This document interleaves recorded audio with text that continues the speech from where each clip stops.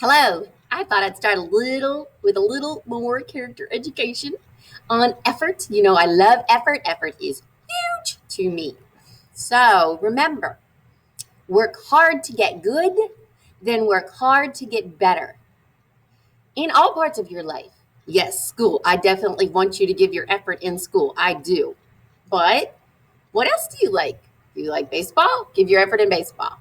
Basketball? Give your effort in basketball. Uh, Designing something? Designing some sort of art, be better at it than you were yesterday. How you treat people, be better at it than you were yesterday. That's all I'm saying. Give your effort. In fact, I even have a poster in my classroom that says, good, better, best. Never let it rest until your good is better and your better is best. Make sure that you're always giving your effort to be better than you were yesterday. Okay, let's talk about sentences. We have been talking about complete sentences versus fragment sentences. Now, a complete sentence would have a subject and a predicate. A subject is a naming part. Who's it about? A predicate is a telling part. What did the subject do? So, technically, a sentence like we go is a sentence because it has a subject, we, and a predicate, go. Most of our sentences that we read and write are longer, we hope. So we need to be able to decide if it is a complete sentence. And besides just having to decide between complete sentence or fragment sentence, there's also something called a run-on sentence, which I'm going to introduce to you today. Now, we know a fragment is a group of words that either is missing a subject or missing a predicate, such as go to the store. Who went to the store? We don't know. There's no subject in that sentence. That's a fragment. You could also have it the other way. Maybe you're just mentioning a person, the really pretty lady. Okay, well, there's a subject, but there's no predicate because we don't know what the really pretty lady did. So we're going to practice with those some more, and I'm going to talk to you about what a run-on sentence is. A run-on sentence is when you have too many thoughts in it without any punctuation. Bottom line, that's what it is. So maybe you have two different thoughts, but there's no punctuation to split them up. There's no period to split them into two sentences, or there's no comma and conjunction word like comma so, comma and, comma but. There also could be what we call a comma splice. I'm not going to get into that a whole lot right now. I may later in the year, but a comma splice is kind of like a little period and then a comma underneath of it. That's what we call a comma splice, which would be another way that you could fix a run-on sentence. But let's practice with these. I went to the store last night. Okay, you got to decide, is this a complete sentence, a run-on sentence, or a sentence fragment? You decide. Okay.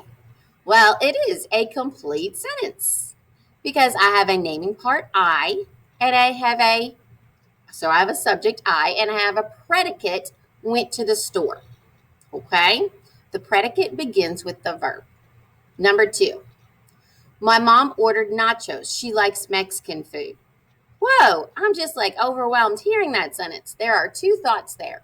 My mom ordered nachos. She likes Mexican food. The first thought, my mom ordered nachos. The second thought, she likes Mexican food. I really need some punctuation right here after nachos.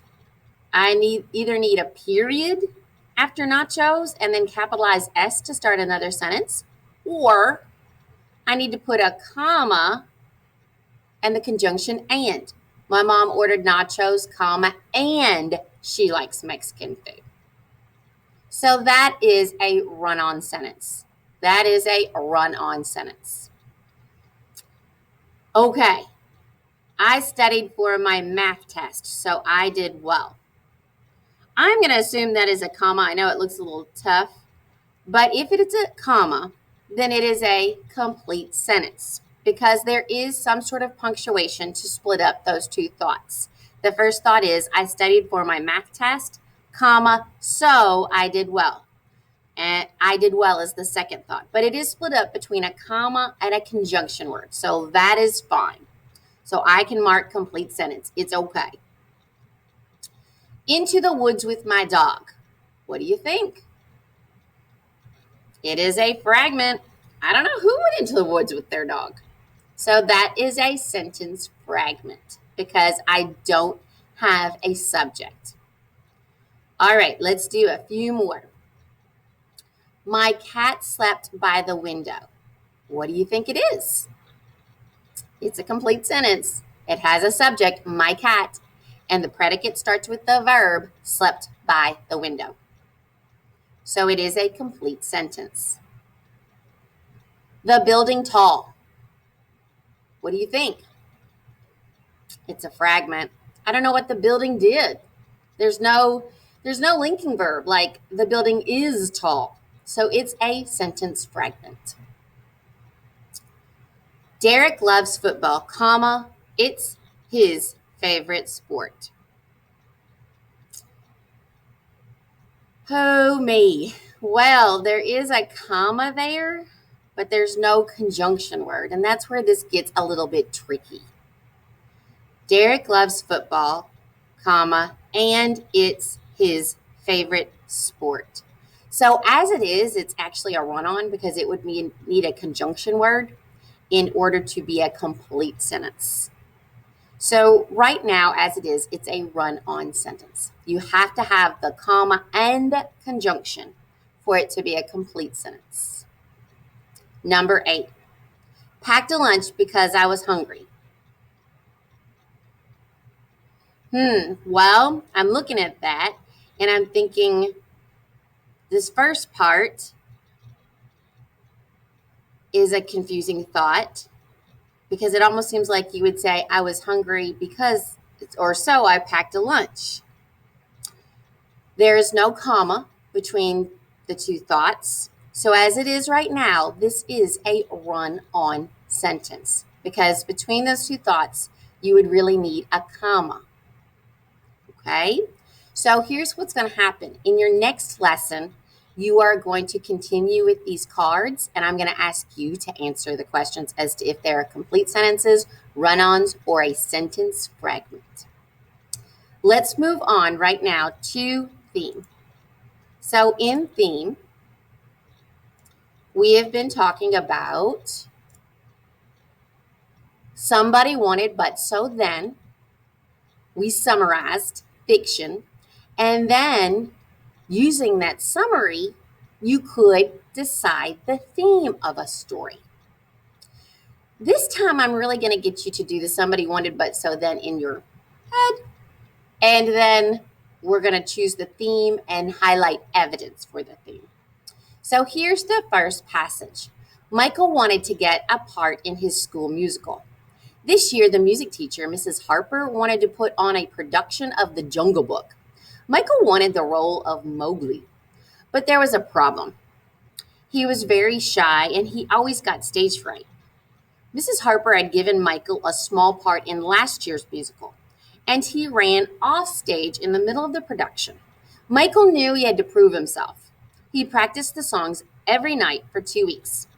When it was time for his audition, he took a deep breath and confidently walked on stage. He nailed it. Mrs. Harper was so proud of Michael's progress. She gave him the starring role of Mowgli. On the night of the musical, Michael blew the audience away with his performance. Okay, so I'm thinking the somebody is Michael. What did he want? A part in the play. But he was very shy last year. So he knew he had to prove himself to Miss Harper. Then he got the part and did great. So there's my summary. Now, I need to decide the theme. I know that Michael solved his problem by working hard. So, looking at the answers, it says A, be kind to others. Well, this really wasn't a story about kindness. B, you can overcome your challenges. Well, Michael did overcome being shy. Maybe. C, always give people a chance. Well, it really wasn't a story about giving somebody a chance. And what I'm trying to do right now is I'm going to eliminate the answers that I don't think it could be. I said it couldn't be A. I'm going to go Control C, Control V, since I've already worked hard to draw that line. I know I can eliminate C because it wasn't about giving anybody. Well, Miss Mowgli did give Michael a chance, but I don't think that's the best answer. D says everyone can change. Well, okay, true, but we weren't talking about a whole bunch of people changing. And it's not like, he was doing something bad and then had to change. So I don't, even though that could be the answer, I don't think it's the best answer. Excuse me. So I'm also going to eliminate B. So that means my answer is B. Now notice I just pulled that. There's an arrow on the slide, and you're going to be continuing with these slides tomorrow. So tomorrow you will also need to drag that arrow down to choose your answer. But I'm not done yet because I also need to highlight my evidence.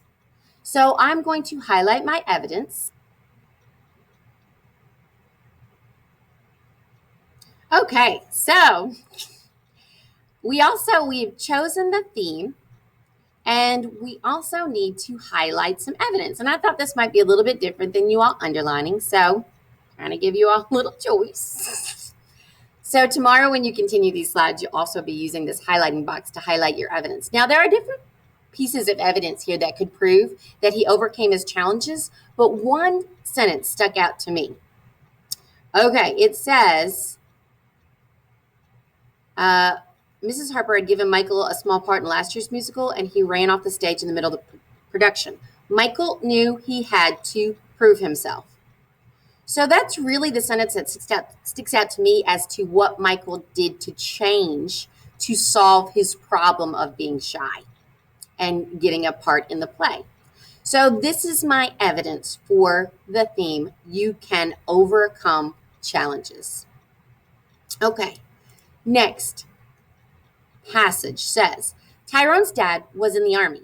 His family moved a lot when he was little, but they had finally put down roots in New York City. When Michael was in middle school, his dad found out that he would be transferred to Atlanta, Georgia. Tyrone's mother was ecstatic. She had always wanted to move somewhere warmer. Tyrone, on the other hand, was very disappointed. He had many friends he loved. He had many friends. He loved marching band, and he loved living in a big city. As his family eagerly packed up the house, Tyrone sat sulking on the couch.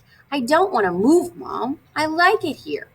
Tyrone's mom reminded him that his cousin, Tina, played the drums too.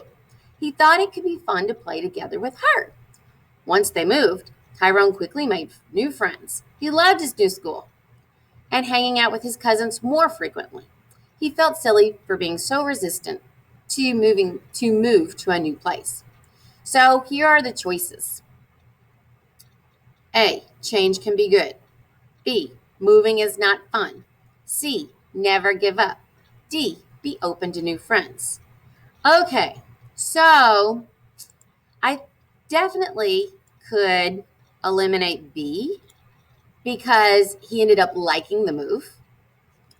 And there really wasn't anything about having to give up. He didn't have to, work hard not to give up. So I could eliminate C. So right away, I'm down to 2 answers. That already increases my chance of getting this right by 50%.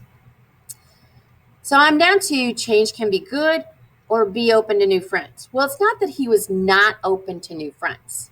He just didn't want to change from where he was living. So I feel like the best answer is A.